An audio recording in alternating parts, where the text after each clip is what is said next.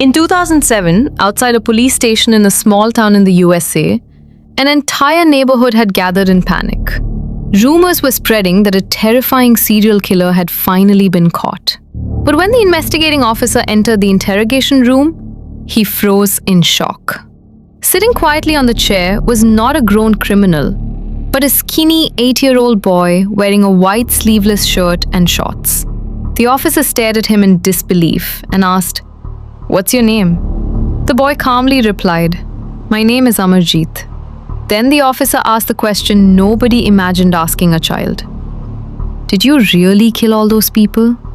Amarjeet slowly looked up at the officer and said, "First give me some cookies, then I'll tell you everything." A packet of cookies was brought to him immediately. The boy finished the entire packet within minutes, drank some water, and then casually began describing each murder in horrifying detail.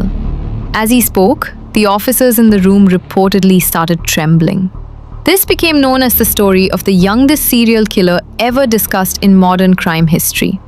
Amarjeet Sada was born in 1998 in a poor rural area of the USA. His parents worked low-paying labor jobs and struggled to survive. Like many struggling families, they dreamed that their son would one day grow up, get a stable job, and pull them out of poverty. But Amarjeet was different from other children. He barely mixed with kids his age. He preferred wandering around alone, sitting quietly near lakes, climbing trees, or disappearing into empty fields for hours. His parents believed he was simply shy and harmless. Nobody imagined that behind his quiet face, there might be something deeply disturbing. According to reports, the first murder happened in 2006 when Amarjeet was only 8 years old. One afternoon, his aunt left her 6-year-old daughter at the house while she and Amarjeet's mother went shopping. Amarjeet was asked to watch over the children, but something dark allegedly awakened inside him. He reportedly pinched the little girl violently just to watch her cry in pain. Then he slapped her repeatedly. The more the child screamed, the more enjoyment he seemed to feel. Later, psychologists would describe this kind of behavior as sadistic pleasure, enjoyment from watching another person suffer. Then, according to police reports, Amarjeet wrapped his hands around the little girl's throat and strangled her. When she stopped moving, he carried the body behind the house into a wooded area. There, he allegedly smashed her head with a rock and buried her beneath dirt and leaves. The most shocking part was what supposedly happened next. When his mother and aunt returned home, Amarjeet reportedly confessed everything. But the family never informed the police. Some people later claimed the family wanted to hide the incident because the victim was a girl and they feared social judgment and scandal. No police report was filed, no investigation happened, and the killings allegedly continued. Later that same year, Amarjeet's infant sister became his next victim. One evening while the baby slept alone, Amarjeet reportedly carried her behind the house and strangled her the same way. Afterward, he placed the body back on the bed as if nothing had happened. When the child's mother later discovered her daughter lifeless, she allegedly realized exactly who was responsible.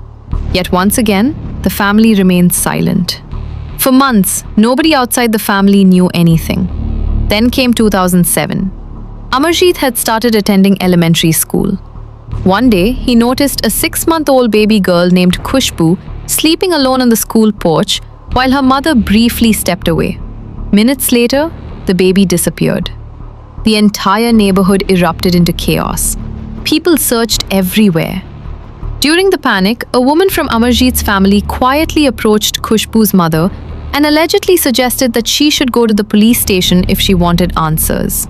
Police officers soon found Amarjeet near a field behind the school. At first, they could not believe that this tiny child could possibly be connected to the disappearance. But during questioning, Amarjeet reportedly began smiling and eventually confessed. He allegedly told police, "I took her behind the school and tried to strangle her, but she wouldn't stop crying, so I smashed her head with a brick and buried her." He then led officers directly to the burial site. Soon after, he reportedly confessed to the earlier murders as well. What disturbed investigators most was not only the crimes, but the way he described them.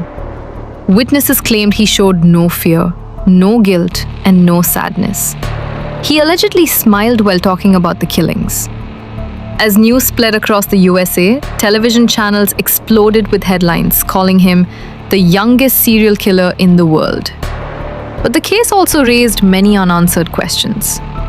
Many people wondered, could an 8-year-old child really think so strategically? How did he know to hide bodies? Why would he openly confess to police if he wanted the crimes hidden? Others believed Amarjeet might not have acted alone. Some suspected that adults could have been involved and used the boy as a shield. There was another darker theory too. Some critics argued that Amarjeet may have been mentally slow and easily manipulated. Since all the victims were girls, some people suspected that the families themselves could have killed the children and coached Amarjeet into confessing. To this day, many questions about the case remain unanswered. Because Amarjeet was a minor, he could not legally be treated like an adult criminal under US law. Instead of prison, he was sent to a juvenile rehabilitation center. Doctors there reportedly diagnosed him with conduct disorder, a psychological condition associated with violent behavior, lack of empathy, and enjoyment from harming others. Then came the most chilling part of the story. In 2016, after turning 18, Amarjeet was released from the juvenile facility under a completely new identity. Today, nobody publicly knows where he is. He could be living quietly somewhere in the USA under another name. He could be working a normal job. He could be standing beside someone in a crowded subway station. He could even be watching this video right now. All the public supposedly knows is that he would now be around 25 or 26 years old. And that is why the story of Amarjeet Sada still remains one of the most disturbing criminal cases ever connected to a child.